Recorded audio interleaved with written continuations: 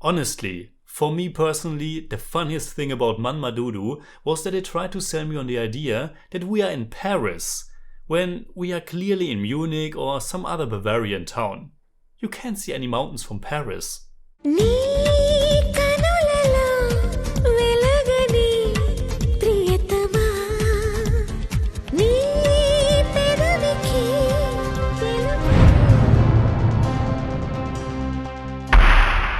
Servus Freunde, my name is Jimmy Cage, and maybe I have to backtrack a little bit, because there's actually a scene on the Eiffel Tower. So yes, at that one point our characters are indeed in Paris, but for the rest of their trip I am pretty certain they are not. Not that it's too big of a deal, but I found it amusing. Manmadhudu is a 2002 Telugu language romantic comedy that was written and directed by Vijay Bhaskar, based on a story by Trivikram Srinivas. We have reviewed more than 400 Indian movies on the channel, and yet only about 10% of those are Telugu, so I can see that people are a bit disappointed and want us to do more. But honestly, it's not as easy as you might think. The Twitter user by the name Sharat Chandra even put together this wonderful little list of movies for us to check out, but when I tried to find them, only about a fourth or so were available with English subtitles. Anyway, at least I found this one, even though the image quality wasn't that good. But it was good enough, and I can say that I found Manmadhudu pretty entertaining. I think it became a pretty big success. It was remade in Kannada and Bengali, and a few years ago it got a spiritual successor, which I think wasn't received all that well. The short synopsis on IMDb goes like this. A misogynist is forced by circumstances to work with a woman. It also has the tagline, "He hates women." Now, what I like about that is that it is so direct and an integral part of the story, instead of the movie being sexist by default.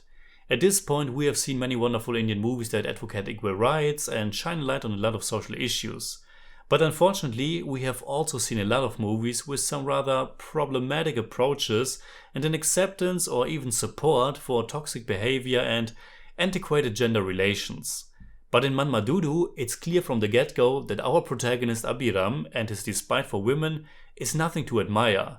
And like I said, this is also a romantic comedy. So we are having fun with his extreme behavior, and of course we will learn how he became like that, and we will also see him having a change of heart when he finds love again. Abhiram is played by one of the superstars of Telugu cinema, Nagarjuna Akkineni, who I have only known from one movie really, Manam, which is all about the Akkineni family. Well, and I have seen him in Brahmastra, but in that he's pretty wasted. Like we heard from the synopsis, a misogynist is forced by circumstances to work with a woman. The real story kicks in when the ad agency he's working for is hiring a woman as the new assistant manager, Harika, played by Sonali Bendre. The basic setup, a chauvinist who is working for an ad agency and has to deal with a new ad campaign centering on women's products, is inspired or taken from the Mel Gibson Helen Hunt movie What Women Want, that came out 2 years before. But since this is only really the starting point, and unlike Mel Gibson's character, Abhiram doesn't get the supernatural ability to hear what women are thinking, Manmadhudu isn't really much of a remake, but very much its own comedy beast. Instead of hearing the thoughts in his head, Abhiram has to use the services of someone who's selling little microphones, which he then attaches under the desk of his new co-worker and rival Harika. But this spying game is also not really the focus of the movie and abandoned rather quickly. The focus is rather the usual stuff. A tragic extended flashback part that shows us what led to Abhiram's behavior, his falling in love with Harika, obviously, several pretty awesome song and dance numbers, and just a lot of shenanigans in typical Indian mainstream manner with a lot of funny sounds and big gestures. And it's nice. The story and characters are very thin, but everyone makes sure the audience is having a good time. Besides our star in the lead, we also get a huge stretch in which Brahmanandram is coming in for some silliness, and then later we also get Sunil, who made me laugh the most. Now, a movie like this was obviously not made for me. Some of the humor doesn't appeal that much to me, and some moments, like the little part with the wife of Brahmanandram's character, feel just bizarre to me. And there's also a lot that's lost in translation. But nonetheless, the movie was able to keep me entertained, and I think the biggest reason for that are the wonderful song and dance numbers. We start with a pretty hilarious one, Don't Marry, Be Happy. Get some typical romantic ones, and then a really killer party song later on. The soundtrack was composed by Devi Sri Prasad, and I'm certainly showing some songs to Dennis in the future. I do think you have to turn a blind eye to the fact how much our protagonist is responsible for a certain event in the flashback, and I thought it was also completely clear that things were different than presented to him, but that's not too big of a deal.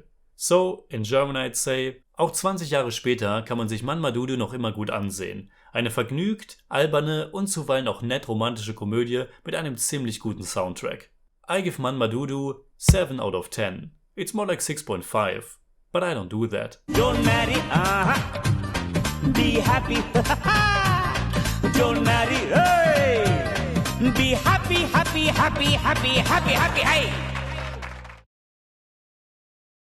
Alright, that's it like always. Comment below and let me know what you think about Manmadhudu. And also, which Telugu movie should I watch next?